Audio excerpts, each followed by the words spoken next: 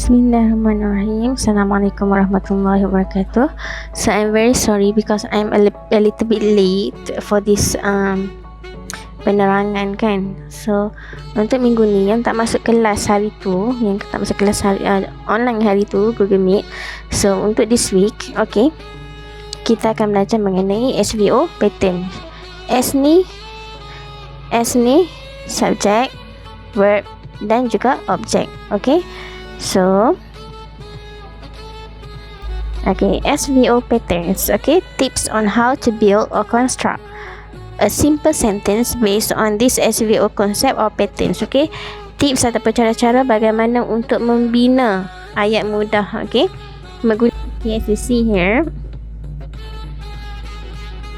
there are 5 basic patterns. Okay, 5 basic patterns around which most English sentences are built. So they are as follow. Alright, the first one is SV, subject verb. So subject John, contoh dia John sleeps kan. So John ni subject, sleeps ni verb, kata kerja. The second one is Jill is eating. Jill ni subject, eating ni verb. Alright. So, kenapa eating ni ada ing? Sebab dekat depan ni is. Kenapa sini is? Sebab Jill ni seorang, singular. Okay, the third one, Jack will arrive next week. Okay, Jack will arrive next week.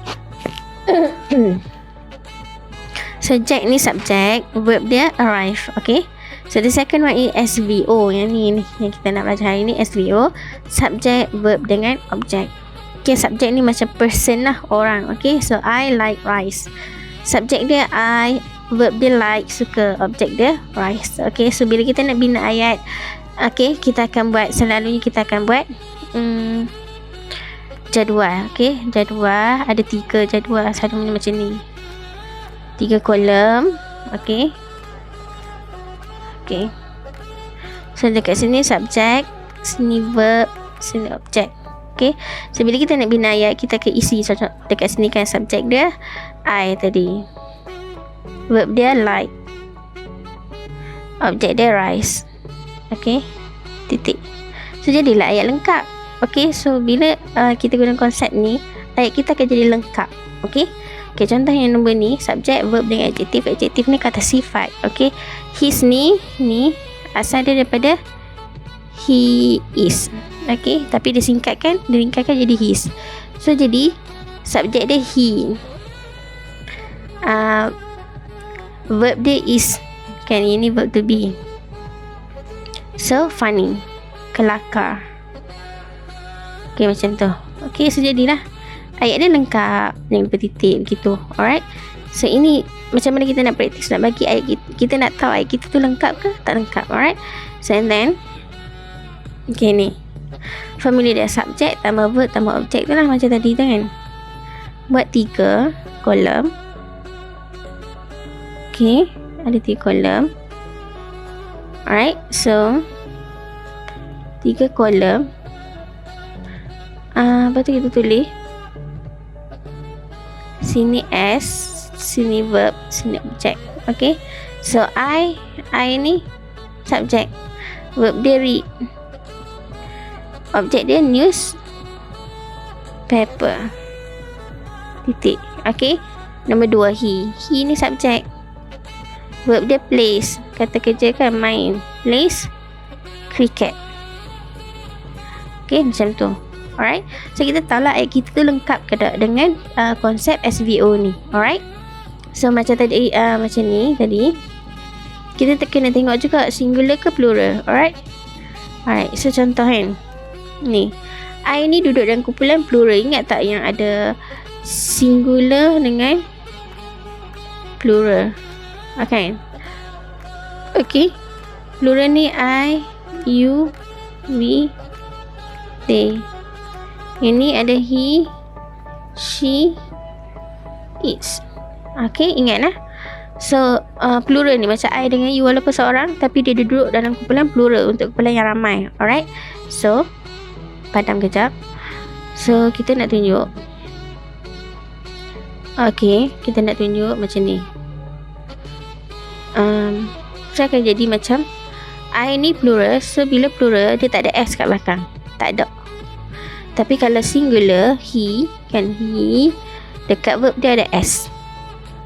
She ada S. Tapi tengok I dengan you ni, dia sebab dia plural, so verb dia tak ada S. Kena ingat ni juga. Okay, walaupun kita buat SVO punya ni, tapi kita kena tengok juga yang singular dengan plural ni. Alright, so kita proceed yang bawah. Ini contoh lagi. Okay, so dia bahagi, maksudnya dia buat kolom lah ni. Kolom S, V dengan O, kan? So bila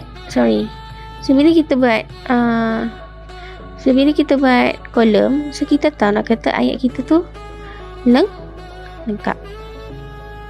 Okay, so Hemant irons his shirts. So Hemant ni seorang, so verb dia ada S.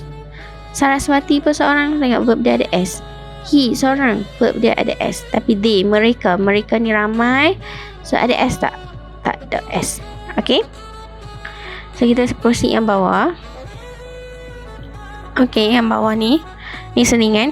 The future belongs to those who believe in the beauty of their dreams. Okay, Eleanor Roosevelt. Okay, masa depan adalah kepunyaan bagi mereka-mereka yang percaya dengan keindahan impian mereka.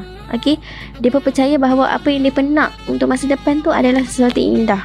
Okay, so setiap orang kena ada impian, dreams. Kita kena ada impian. Alright, apa yang kita nak bila kita besar nanti. Okay, so hari ni, minggu ni, kita nak belajar ni lah past continuous tense. Alright, untuk minggu ni past continuous tense. Alright, so past ialah perkara yang telah terjadi atau berlaku. So kita nak buat ni. Alright, penggunaan dua benda ni. So last 2 weeks ago kita guna is dengan are, kan? Kita guna dua ni, kita guna is dengan are. But for this week, okay, untuk minggu ni kita nak guna ni was dengan were. Okay, was ni past tense untuk is, were ni past tense untuk are. So ini untuk singular, yang ni untuk plural. Kita tengoklah ayat tu nanti subjek dia singular ke plural. So baru kita akan guna was ataupun were. Alright, so kita proceed bawah. Okay, ini contoh.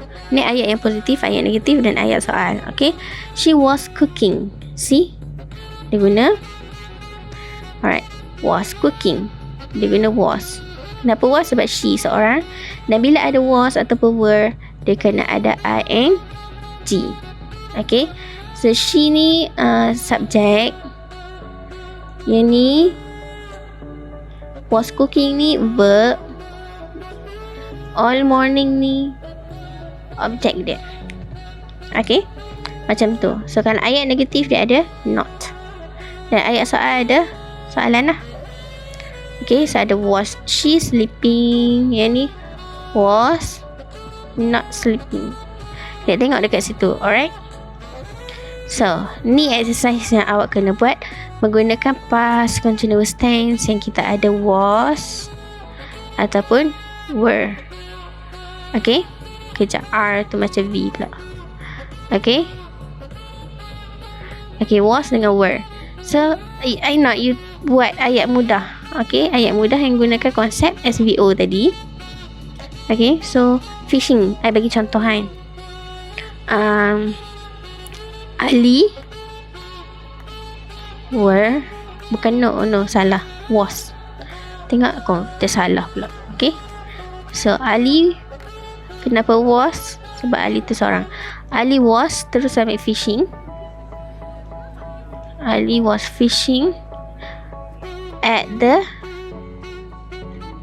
lake. Contoh. Okay, so Ali telah memancing di tasik. Okay, so I nak you cuba buat ni ayat ni 1 sampai 9, bina ayat mudah berdasarkan past continuous tense yang ada was dengan were. Itu sahaja. Alright, 9 ayat mudah sahaja. So itu je. Try to build your own sentence. Okay, it's okay to make mistakes because we learn from mistake. Tak apa buat salah sebab kita memang belajar daripada kesalahan. Alright, so that's all. Thank you. Assalamualaikum.